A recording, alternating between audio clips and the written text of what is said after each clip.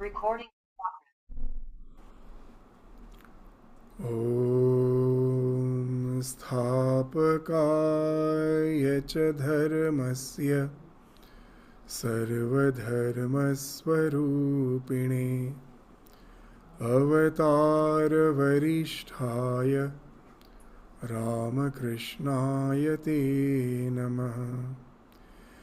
वसुदेवसुतं देवं कंसचाणूरमर्दनम् देवकी परमानन्दं कृष्णं वन्दे जगद्गुरुम्।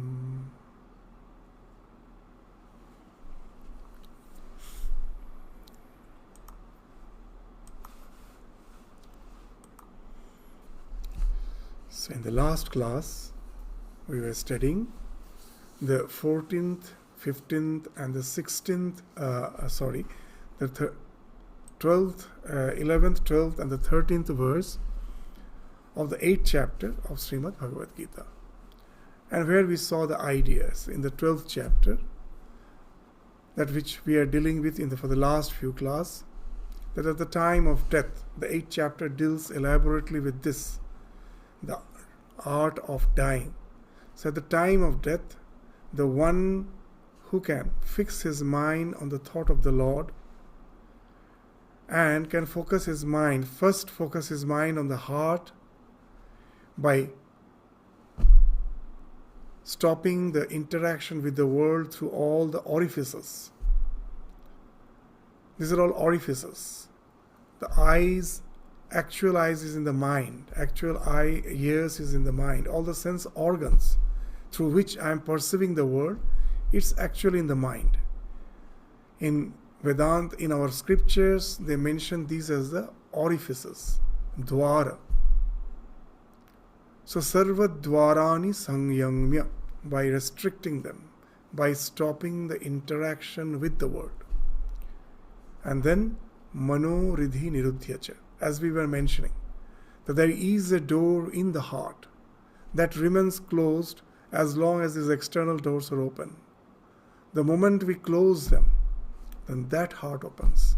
For the first time we realize that there is a Dehi, there is someone residing in my heart.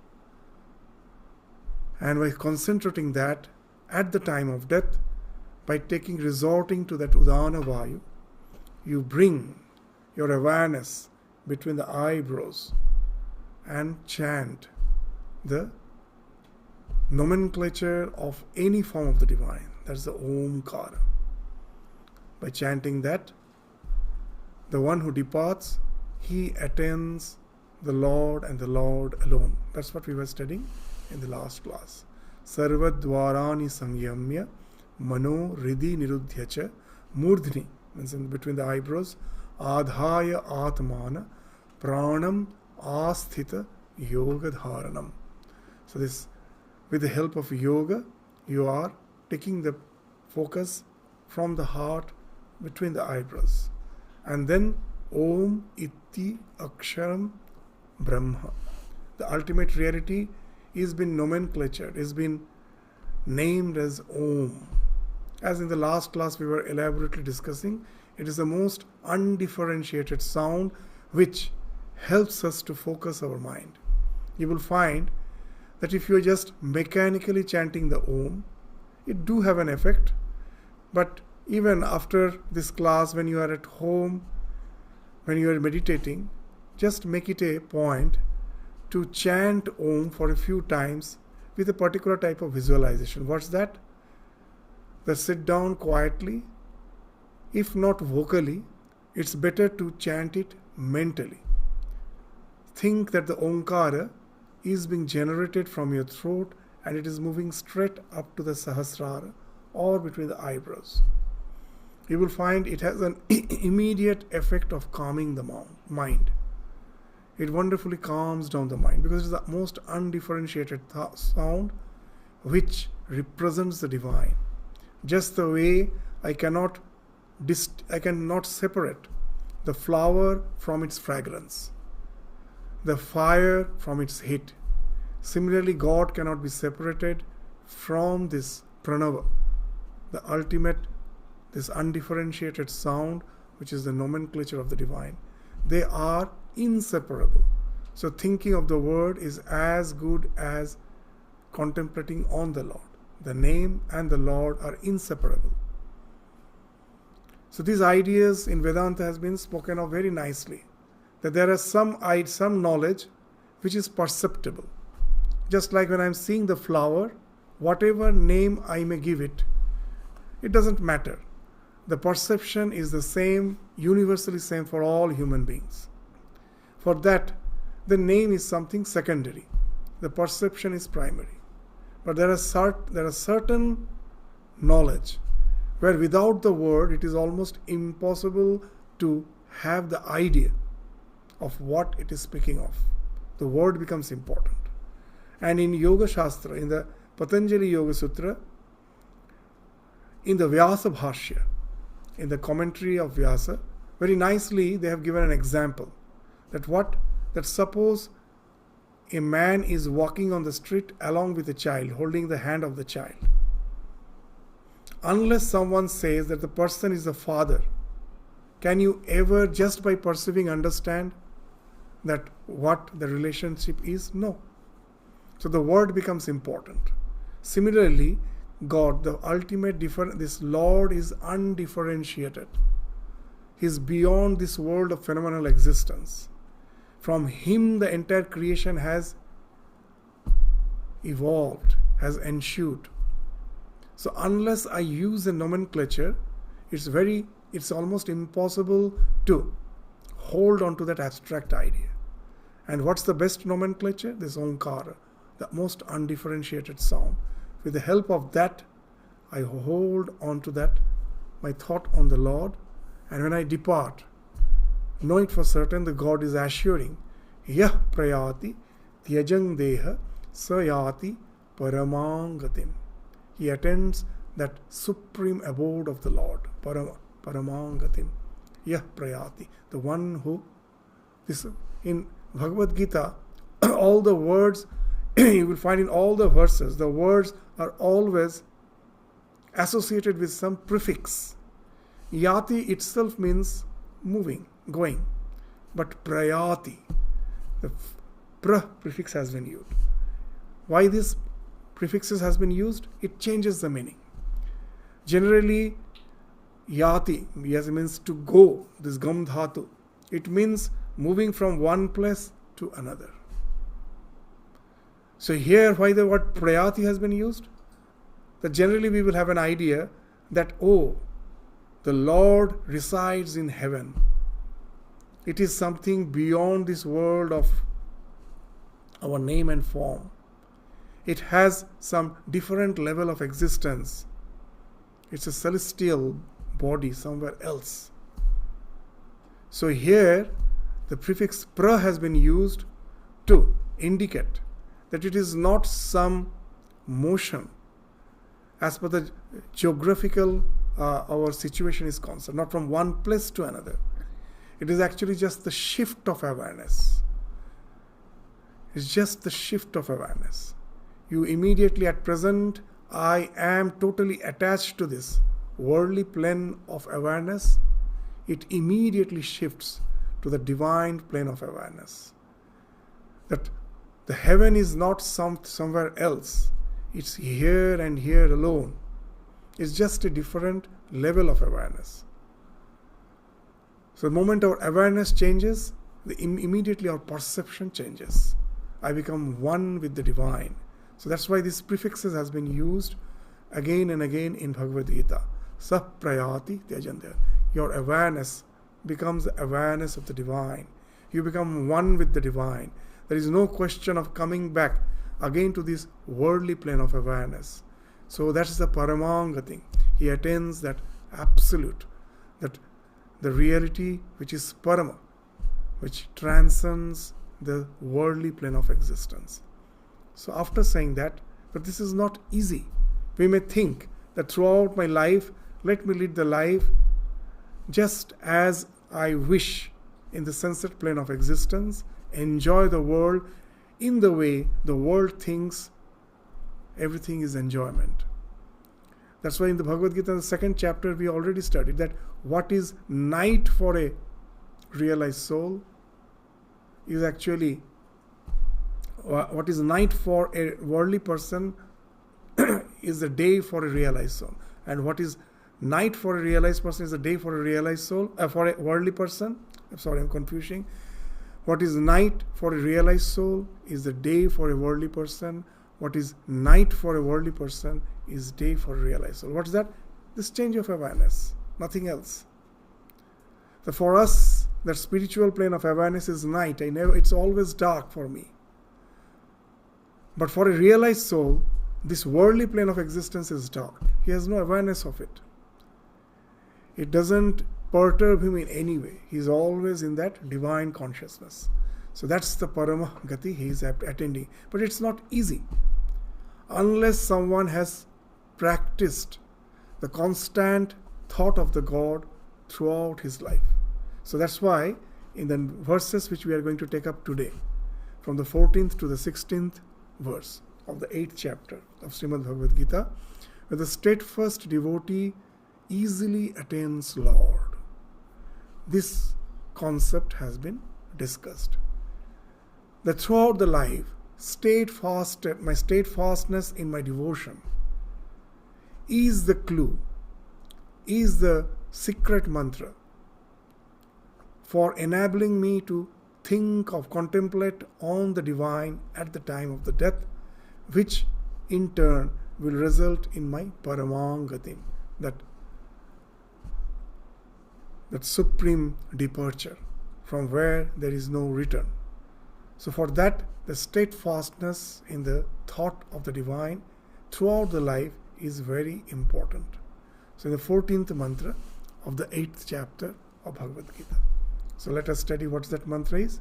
Ananya cheta satatang yo mang smarati nityashah tasyaham sulabha partha nitya yuktasya yoginah. Ananya cheta. Ananya. Anya. Anya means other. An is a negation of that. That's stopping all other thoughts, all distractions. Sarvarthata. The mind is, for an ordinary person, is sarvartha. It's distracted in so many things. So I have collected the mind from all those things and focused it only to the Lord and Lord alone. That's the meaning of the word Ananya. Sri Ramakrishna, his mind was so that free from worldly attachment that it used to get illumined at the very slightest suggestion, even from this world. Any slightest suggestion, he will go into samadhi. One day in Dakshineshwar, he saw a person closing the umbrella before entering his room. As usual, because of the hot, sultry weather, it's not only for rain. In India, because of the tropical, that intense heat, people use umbrella. So when he was coming to his room, Sri Ramakrishna's room, before entering, he closed the umbrella. And just seeing someone closing the umbrella, he went into deep samadhi. And when he came back from samadhi, what he's saying is very interesting. He's saying that we have to gather in the mind, just the way when you close the umbrella. The umbrella is, the spread out umbrella is gathered in. In the same way, we have to gather in the mind. It has to be focused. So that's the idea of Ananya Cheta. Ananya Cheta Satatang Yo Mang Smarati Nityasha. By stopping all other distractions, by focusing only on my thought, knowing me to be the only resort. I don't take resort to anything else. The Lord is my only resort. Knowing that, I am constantly contemplating on Him. So, yo mang smarati nityasha, constantly who just thinks of me. Tasyaham sulabha, this is the word. It becomes easy. Sulabha means something, labha, to love karna. To attain something is labha. Su, when you add, means it is easy. It is very easily something is attainable. Tasya aham. To such a person, I. Aham means the Lord is indicating Himself as I. Tasya. For such a person, I become the Lord becomes sulabha, easily attainable. And nitya yuktasya yogina, the one who is nitya yukta. The word yogi also means that. Yog came from the yuj dhatu, that one to be in union, the one who is always in the contemplation of the Lord. But this contemplation of the Lord, what actually it means? Sri Ramakrishna used to give the example of two types of attachment. The clinging of a this young monkey, the sibling of the small infant monkey to its mother, and the clinging of a kitten to the mother cat. These are two different ways. This young monkey, it holds on to the mother. It will be grabbing. The mother is jumping from branch to branch of a tree. It is the young monkey, it is the infant monkey which clings to the mother, which holds the mother. And Sri Ramakrishna is saying, when you are holding that way, there is a chance of fall. But for a kitten, the small kitten is lying somewhere, it is almost helpless. The mother, when it finds that its kitten is in danger, it will carry. It will hold the child on its neck with its mouth. Softly it will hold, and it will carry to some safe place. The kitten, the way the mother carries, where it is totally helpless. The kitten just makes the sound mew mew. That's what Sri Ramakrishna is saying. And the mother knows that she has to be taken care of. It is she who picks her up and takes her to the safe place. So Sri Ramakrishna is saying that this young monkey has a chance to fall because it is clinging to the mother. But the kitten has no chance to fall because the mother is holding it. So this ananya cheta is very, very important, where the sense, I am holding to the Lord. So the moment you think, I am holding to the Lord, you find this ego is very subtle. The ego is still working on you. The idea is, I am totally incapable to go out of this realm of samsara. It's not my strength in any way it's possible. Oh Lord, please help me out. That's the Sharanagati. So that speaks of Ananya Cheta. You'll find this idea in Bhagavad Gita, even in some other chapters. Again and again this idea is repeated. Even in the next chapter, the 9th chapter, the 22nd verse, this speaks of this idea of resigning to the Lord. When you're thinking of the Lord with a sense of resignation. It's not me, it is He who has to come. I have just left my hold. And I know it is the Lord who is there to save me. So this idea we find so many times in Bhagavad Gita. In the 9th chapter, this idea will be there. Ananyas chintayanto mang ye jana paryupasate teshang nitya abhiyuktana yoga kshemam vahamyaham. The Lord is assuring that I will carry your yoga and kshema. What is yoga kshema? Here the word yoga doesn't mean the ultimate spiritual attainment. Yoga here means attainment of any worldly things. As long as I'm in the world, for my sustenance, I need food, I need shelter. To get them is yoga. To be unified with your goal, yoga. And kshema, what kshema means? To preserve. What I get, it shouldn't be lost. My relationships, my wealth, my position in life, I gain, and if I lose it, what's the use? So to preserve them. Kshema means to preserve. Yoga means to attain, and kshema means to preserve. Lord says, it is not that I deliver. For a devotee, I become the servant. I go and I just carry his yoga kshema. That I become as if the devotee's servant. I carry, it is my duty. This is a wonderful idea. Yoga kshemam vaham. The one for whom? For the one who is ananyas chinta, with full resignation. The one who thinks of me. in this world, this is the plan of this world. If we resign really from the bottom of our heart, that why sadhus go for this, parivrajaka. They won't take a single pie in their pocket. They move from one tirth to another tirth, from one holy place to another holy place, without having any such resort to money. And with just bare necessities, they move on. Just to get that conviction that if you really depend on the Lord and just resign to Him, know it for certain, the plan of the universe is such. Lord is there to take care of you. Just see that we are all the products of unconditional love. A small child is born, totally helpless. Just see how the Lord has planned. The mother, the father, the relatives, and even an unknown person seeing the child will have that wonderful, that parental feeling. It comes out. You will find seeing a small child for any of us, whether it's my biological child, my biological child, or invariably any child. Any elderly person feels a parental love, that the mother is hidden in us. Who has hidden that mother in our heart? It is the plan of the universe. Lord has done it. The one who is helpless, the Lord through us is taking care of the child.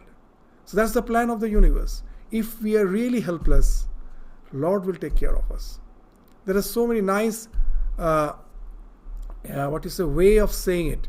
Sri Ramakrishna in the gospel relates a very nice parable, anecdote, that one of his devotee of Narayana, this Narayana was sitting in his Vaikunt, and one of his devotee was totally absorbed in the thought of his Ishta, and he was walking down the street, and he was walking down a field, and on the field this washerman, after washing the clothes, has spread the clothes, and this man, as he was absorbed in the thought of the divine, he couldn't see. He just simply stamped on those washed clothes while walking. Now the washerman got so angry that he chased after that man to give him a nice beating. And suddenly in the heaven, now in the scene, the heaven, Lakshmi is seeing that the Narayana has got up. And Lakshmi is asking, what happened? And then Narayan says, see, my devotee, he is thinking of me and just walking, and he didn't observe this, he didn't see even, he was not aware of these clothes, and this washerman is going to beat my devotee. He is going to hurt my devotee. I have to go and save him. So Lakshmi understood. She was sitting, and Lord Vishnu Narayana just started rushing, and in no time he came back. What happened? Just now you were going to save him. What happened to you? Why you came back? Well, no, I was about to save him, but my this devotee, seeing that someone is going to attack him, he has picked up a stone in his hand. He has picked up a stone. So the moment you have that kartritva, the idea, now the Lord goes back. That's the idea. This is a nice, simple stories of the gospel. So this ananyas chinta, this idea is very wonderful. Ananyas chinta, the one who has totally resigned, Lord will take care of him. His yoga kshema. It's something which the Lord has assured. That's we as a human being only, we are the only fools who think unless I have bank balance I cannot sustain myself. You look at this creation, which other creation, which other being apart from human has bank balance? The birds, the cows, all the animals moving around, anyone has bank? No one. Are they just dying up because of hunger? No. The Lord has his own means to take care of his creation. We somehow have created such a complex civilization where we can never realize this fact, that he is there to carry the yoga kshema. The Sridharas, there's so many nice stories. The Sridhar Swami, he was writing the commentary on Bhagavad Gita. And when he came to this verse, this is not our study, we are studying the 14th verse, but to understand the idea of this Ananya Cheta, we are now resorting to this 22nd verse of the 9th chapter.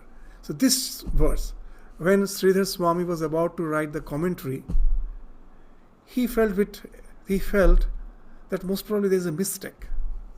That how can it be Vahamyam? He is the Lord of the universe. How can he carry my Yogakshema? He can give. So he just edited that Vahamyam as Dadamyam. He thought there must be some mistake. And he just simply edited that and wrote Dadamyam. And then it was almost it was noon. It was the time for him to just have a deep in the village reservoir, and then come back and out doing his ablutions and this little small puja offering. He was supposed to have his lunch. So he told his wife that I am now going to have just a dip in the pond. So keep my food ready. I will be back in no time. And he leaves. And in 5-10 minutes, the wife finds the Sridhar Swami has came back. The wife is surprised. Well, just now you went to have a dip, and what happened? You came back? Well, no. I was writing the commentary on Bhagavad Gita. I remembered something, and so I just came to correct it. So he wrote something and went back. So the wife was convinced. I said, okay, after all, he's a scholarly person. He thought something. He came back. And now after another 15-20 minutes, after half an hour, now Sridhar Swami came back. And he came and saw that he has already cut that the Vahamyam and wrote Dadamyam. That is again has been cut and he has been written Vahamyam. And now he called his wife, who did this? I have just written something. Is it you? No, it's only you who came back. Just 5 minutes after you left, and then 5 minutes you came back. And Sridhar Swami was full of tears. He understood the Lord in the disguise of him came back and again corrected it. No, Vahamyam, to convince his devotee that he does not give. He just becomes the servant. He carries. These stories are so nice. So he came back just to again correct it as Vahamyam. It is his assurance. He will take care. The stories are so nice. That Sri Ramakrishna's also stories that a young monk, a very young boy, he was from his childhood, he was in the deep forest. So now for bhiksha sometimes he has to come. So now when he has grown for the first time, he came for bhiksha to the village, and seeing a lady opened the door, seeing the lady opening the door, he thought there is abscess on his breast, that he has never seen a lady, and asked, oh, you have something abscess. And then the mother-in-law explained, no, my child, it is not an abscess. The God has made arrangement that when she has a child, that the child should have something to eat, drink, the milk. For that, the Lord has made arrangement. It's not abscess. And then this monk thought, why then I am here to for bhiksha. Then he took Ajagar Vritti. Ajagar Vritti, that this python, it never goes out for its prey. It sits in one place, the prey comes to it. So there are some sadhus who take this Ajagar Vritti. They have that firm faith. I won't go out. I will sit in one place. With fully resigning to the Lord, the bhiksha will come to me. That's called Ajagar Vritti. So he took that Ajagar Vritti. Why should I? That Lord has provided, has there to provide me everything. So this is the idea. We find the same idea again in the 18th chapter. Tameva sharanam gaccha sarva bhavena bharata tat prasadat parang shanting sthanam prapsyasi shashvatam. So this again, Tameva, the one who can fully resign, sharanam gaccha sarva bhavena, in totality, with a full conviction that if I resign to him, without clinging, this idea is very important, not clinging, with a sense of resignation, he will take care. That in the same chapter, that famous sloka, we all of us know of it, that again the same thing, that idea of resignation to the Lord. Sarva dharman parityajya mamekam sharanam vraja aham tvam sarva papebhya mokshayisyami ma shuchah. So just why we are stressing this? Because the entire Bhagavad Gita's main theme is that this Sharanagati, Ananya Cheta means this Sharanagati. And this Sharanagati is the way we think. Oh, my mind is getting distracted, I will have to hold on to the Lord. It is as if we are clinging. So this clinging has to, the idea has to be, clinging is okay at the beginning, but at last it has to go. And the resignation should come. To give an idea that what resignation is, actually attainment of the Lord. To attain the Lord is not my effort, it is His grace. But what obstructs to really realize that grace? It is our ego. The moment the ego comes into picture, it doesn't allow the grace to manifest. Sri Ramakrishna used to say that the wind of grace is always blowing, but the wall of ego obstructs it. We have built up a wall of ego, and that's why the grace is not realized. It is always blowing. To give a nice example, that what actually entails us to be so much clinging to this world, not realizing the divine grace, we will find that when you have climbed up a tree, and you are holding on to a branch, isn't it? Now to fall, there is no effort required. You leave the hold, you will fall. Gravitation is there to pull you down. Just release, no effort is required. Similarly, if we can release the hold from all our clinging, sarva bhavena, and say, oh Lord, you are there to help me. And then the grace pulls us up. The grace is always there. Just the gravitation is there, but as I'm clinging to the branch, the gravitation, in spite of the gravitation is there, I am not falling. So here also, I am clinging to these branches of this tree called samsara. If I can release them with a full conviction, Lord is there to take care of me, the grace will pull us up. So that's the idea which is being again and again spoken of in the Bhagavad Gita. So we are stressing this just to say this, what this Ananya Cheta means. That now with my ego I cling to the world, and with the same ego I try to cling to the Lord.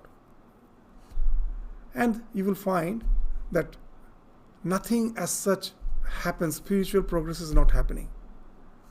You will find a very interesting thing. Many of us say, many of you will be saying, those who have started meditating, they say suddenly one day I had a very nice feeling and then it's gone and it doesn't come back. You know why it happens? When we meditate, we are clinging to the Lord. We were clinging to the world. Now we think I have to cling to the Lord. With all my effort, I have to cling. And I find I get exhausted. Nothing is working out. And one day suddenly I sit for meditation. I find a nice feeling that a let go has ensued. A bliss is as if flowing. I feel as if I am in association with the divine. It's a nice feeling. I am ecstatic. I think, oh, I have attained. Now there is no more as such, any fear for me. There is no fear because I have attained and this is going to be the mainstay of my life. And next day I sit for meditation, I am again pitiable, the same condition. That bliss has gone. I try my best, it doesn't come back. What happens, that when I am practicing, every day I am clinging, and suddenly one day, just out of habit, I sit down without any expectation. Just out of habit, I have sat down. Most probably there, that sense of that I have to fix my mind on the Lord. Other thoughts has to fall off. I'm clinging. That sense of clinging, even unknowingly, has fallen off. As meditation has become a habit, I'm meditating without any expectation, and then suddenly that bliss comes. Because for the first time, unknowingly, the clinging has fallen off. And immediately that bliss ensues. And now again the expectation grows. Oh, this bliss, I have to hold on to this. I have to get it every day. So again that clinging is coming. And next day it is gone. So this, you will find this hide and seek goes on for a long time. We cling, we get tired. One day, just out of habit, I am meditating, I get the bliss. Next day, with the expectation of the bliss, again I cling. Again I get tired of most probably after some time. Again the bliss comes. This too and this hide and seek goes on till that ultimate resignation comes. Sri Ramakrishna used to say a very interesting thing. All our spiritual practices is just for making our wings tired. It's not that by meditation I am going to get Lord. I will attain the Lord by His grace. Then why all this sadhana? Isn't it required? If on the very day one can I say I have resigned? You cannot. Because it will be just mere words. It's not your realization. That it has to be a realization that I with my strength cannot attain the Lord. The Lord has to come and save me. It has to be realization. So Sri Ramakrishna is just like the tiring of the wings, all our sadhanas. And he used to give that nice example that a bird was sitting on the mast of a ship. The ship was in the deep waters of the ocean. And then suddenly the bird felt, let me go to the land, let me go to the shore. Now as the ship was in the deep waters of the ocean, the bird flew to the east. It found no land. It was tired. It came back, again sat on the mast of the ship. After taking a little rest, went to the west. Couldn't find any land. Came back, sat on the mast, went to the north, came back, went to the south, came back. Now it is fully tired. Now it sits in the mast with a full resignation. Let the ship take me. Let the ship take me where it has to take. So all these sadhanas are for getting the wings tired, so that the ultimate resignation comes. That's the idea of sarva dharman parityajya. All that Bhagavan says this in the 18th chapter. He could have told in the very first, in the very beginning. He was speaking of bhakti yoga, raja yoga, jnana yoga, so many yogas. This way or that way, you try, you will attain Lord. And after saying all those, in the last chapter is saying, forget about all those things. Just resign to me. He could have told in the very first time. Why saying in the last? Because that resignation comes really after that effort. When we try to cling and at last we find it is not possible for me to attain Him, He has to come and He has to liberate me. This resignation comes only when our all human faculties, with all our effort, fails. It has to want to fail. It's only the super divine power that can liberate us. It's not with the human power we can do that. And that's why the idea of sarva dharman parityajya. So that's why we are resorting to the other slokas, because Bhagavad Gita is a continuation. Sometimes some of the ideas is elaborated in the next chapters. Otherwise, if we just take this verse, sometimes we will find that our spiritual practice is getting stuck. That why? Oh, Bhagavan has assured that I have to think of Him and He will come and save me. But I cannot think of Him. I am getting totally tired. That thinking of Him, what it means, that idea is gradually elaborated in the next chapters. So that's the idea. That resignation, that thinking of Him with the full resignation. Oh Lord, I have resigned to You. It is not my capacity. It is You. So this is the thing which is very important in the spiritual journey. With that type of resignation, who contemplates on the Lord, for such a person, the Lord is saying, yes, that I am there, that I am easily available for such a person. Tasyahang sulabha partha. Sulabha. No effort is required, as we were saying. Easily. It spontaneously happens. When I can be really ananya cheta, I have left all my hold, I am just resigning to the Lord, and then Lord is easily available. No effort is required. Sulabha partha, the one who is in this way, nityasya yukta yogina. Yogi, that who has totally resigned to me. For him, I am easily available. So this idea is, we find that in the next verse what he is saying, what does the attainment of the Lord do to a person? That why should I be attached to the Lord in such a way? Why should I resign to Him? Why? So in the 15th verse, it is being mentioned. Mamupetya punarjanma dukkhalayam ashashvatam napnuvanti mahatmana samsiddhim paramang gataha. Mam upetya. Having come, once you come to me. Mam upetya punarjanma. Once you come to me, you come out of this Ferris wheel. We are in the Ferris wheel. Sometimes we are in the top Again we are coming down. This cycle of life and death is going on. So we are on the Ferris wheel, and then we have to come out. And this Ferris wheel goes on for the other creatures. But for you, once you attain me, you are out of this Ferris wheel. And then there is no more going on this Ferris wheel. Punarjanma dukkham alayam ashashvatam. So many say, I don't like the idea. I'm quite happy with the life. I have the idea that after death, again I will get another life. Again I get the chance to enjoy. What's the harm in it? Someone told Swami Vivekananda when he was in the West, that what's the harm in it? Swamiji says, okay, my madam, if you still feel that you have to go in this Ferris wheel, well, no one is obstructing you. But there are some who are tired of it. Enough of this cycle of birth and death. It means nothing to me. As Sri Ramakrishna used to say, that is a hawk plum. This world is a hawk plum. That hawk plum in India, that if you see, it is just seed. That it looks a big fruit, but it has no flesh. Just you remove the skin, and rest all is just a huge seed. And I don't know in other regions, in West Bengal, they make some, that a savory dish with that. It tastes a bit sour, but invariably you get acidity.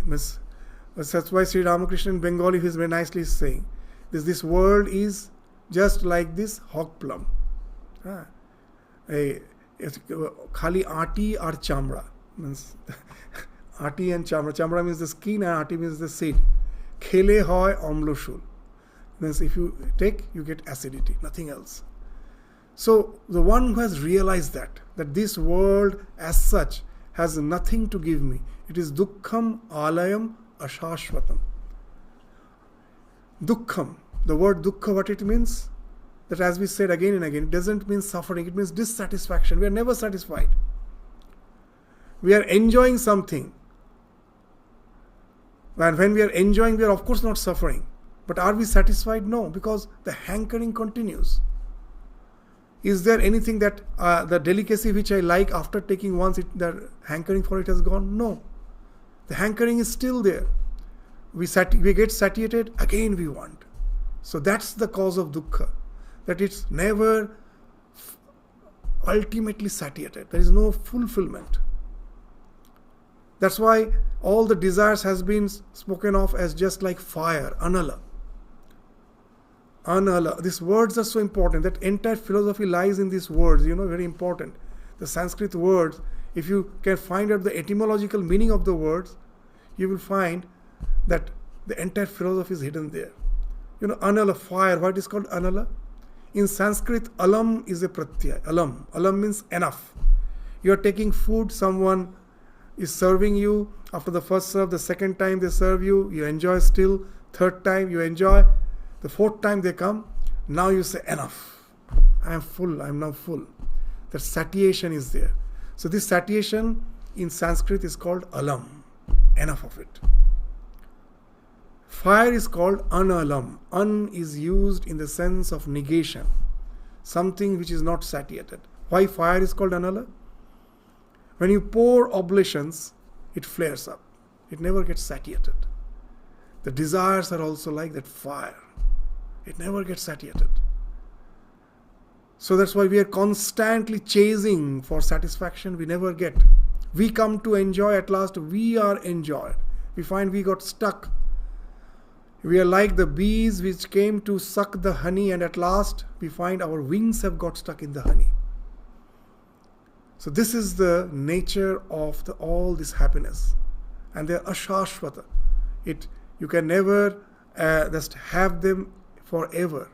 This entire world is flow, samsara. Samsarate iti samsara. Everything is flowing. I try to grasp, it flows off. So dukkham ashashvatam. How can you get happiness there?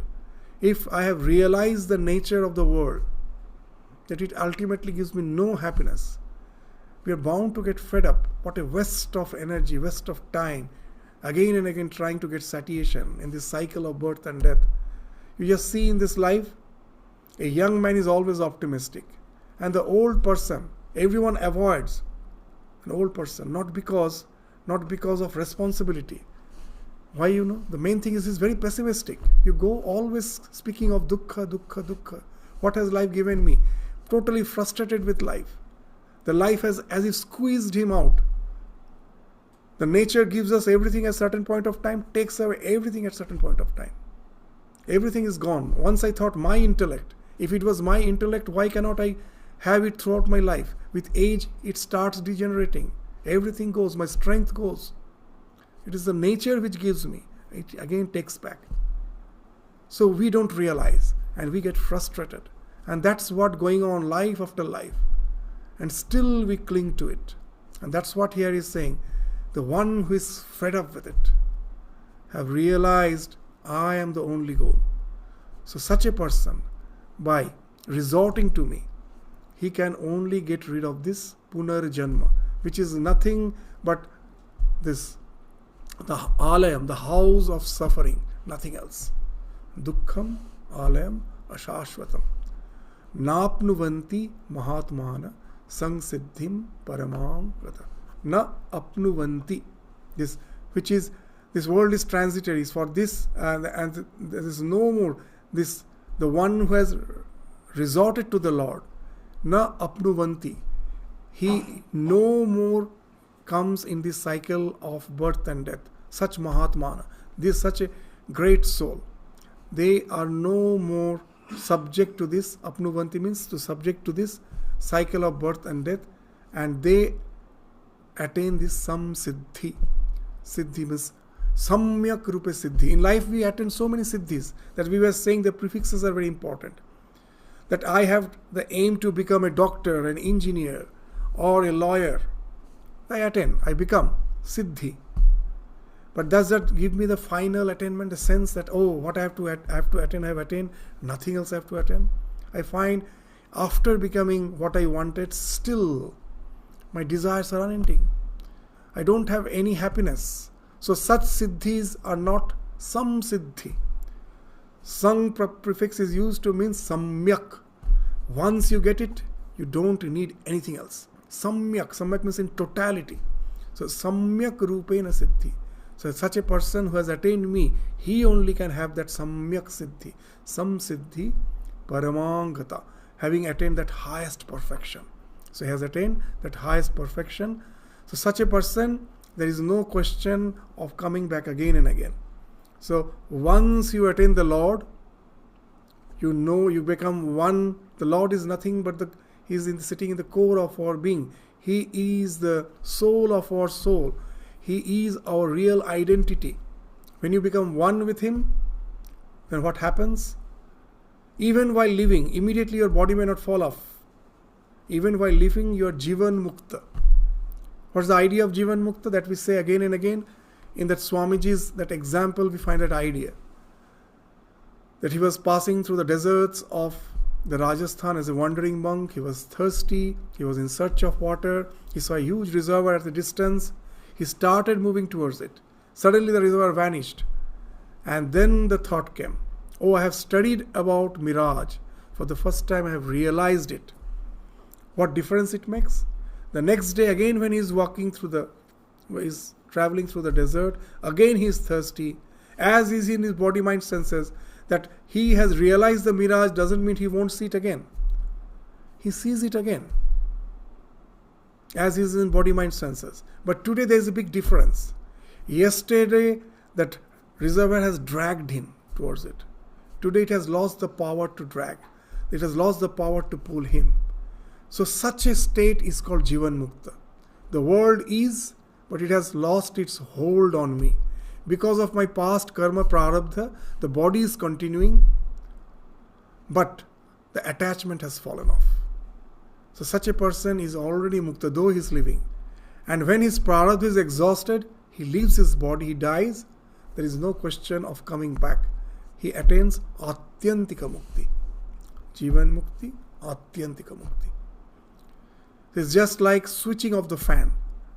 That what is driving me through the cycle of birth and death is the desires, avidya, kama, karma. Because of ignorance, the desires, From the desires, it results in the action. This cycle is taking me through these cycles of birth and death. Avidya, kama, karma. Now, if you take out the karma may not fall out immediately, but ultimately it will fall off. To give an example, when the fan is revolving, how we stop it? We switch it off. What happens? The driving force of the fan is that electric current. I have switched off. I have cut off the connection. Does the fan stop immediately? No.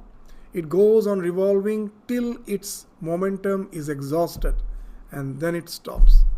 The same way, in this life, when I attain the Lord, when I get one with the consciousness within, I have attained my Lord. My connection with this psychophysical existence, with the desires are connecting. That has fallen off, that has been cut off. Will the actions stop immediately? No. The body continues for the time being because of its prarabdha. And when that prarabdha is exhausted, and then the death comes, like any other being, the death comes, and there is no force remaining to bring him back. So that's the idea of this paramangata. He attains that absolute. Nothing is there to bring him back again, to gravitate him again to this physical plane of existence. So from all planes in the relative universe, people come back on this earth. That because of my merits, I may attain certain higher celestial existence. But when the merit is over, kshine punye, martyalokam vishanti, again we have to come back. There is no question of final deliverance unless you have attained the Lord. That will be spoken of in the next verse. What is saying in the 16th verse? A brahma bhuvanal loka punaravartinorjunah mam upetya tu kaunteya punarjanma na vidyate. Brahma. Here Brahma means Brahma Loka. From this world to the Brahma Loka. They speak of the 7 planes. Bhur Bhuvaswa Mahajana Tapa Satya. Satya is the Brahma Loka. So these 7 planes of existence, because of your punya, you may go to Swarga or may to the higher heavens. But when your merit is exhausted, again we have to come back to this world. So that's what is mentioned. Brahma Bhuvanal Lokaha. All these various planes of existence. In Sanskrit, prefix a is used in the sense of encompassment. From this to that. In Sanskrit, you will find we use the word ananda. Nanda itself means happiness. When I use the word ananda, it means it helps used in the sense of encompassment. That my happiness is without any interruption. From the beginning to the end, it's all happiness. Ananda. Asrama. We use the word asrama. It's very interesting. In Vedic literature, there is no idea of retirement. That in all the phases of life, srama is something which is important. Srama. You have to endeavor. From the beginning to the end. That's why asrama. Your nature of endeavor may change. As a student, studying was my endeavor. As a householder, earning was my endeavor. As a vanaprasthi, contemplation is my endeavor. Leading a higher life is an endeavor. But endeavor was always there. That's why the prefix a is used from the beginning to the end. Srama. There is no question of retirement. So wherever a is used, it is used in the sense of encompassment. So here also, a brahma bhuvana loka. From this world to the Brahma loka. A brahma bhuvana loka. All these various lokas. Punaravartinojana. Again you have to come back. Once your merit is exhausted, you have to come back. Mam upetya. The one who has resigned to me. Hey, O Kauntiya, O Partha, O Arjuna. Punar Janma Navidyate. For him, this coming back ceases. There is no more Punar Janma. So this Bhu, Bhuvaswa, all the various lokas, we are going. And very interesting. In all the lokas, in the other lokas, whether higher lokas or even the lokas, there are 7 lokas below our earthly existence.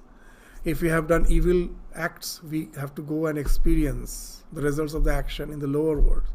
If we have done some merits, we enjoy the fruits of those actions in the higher worlds.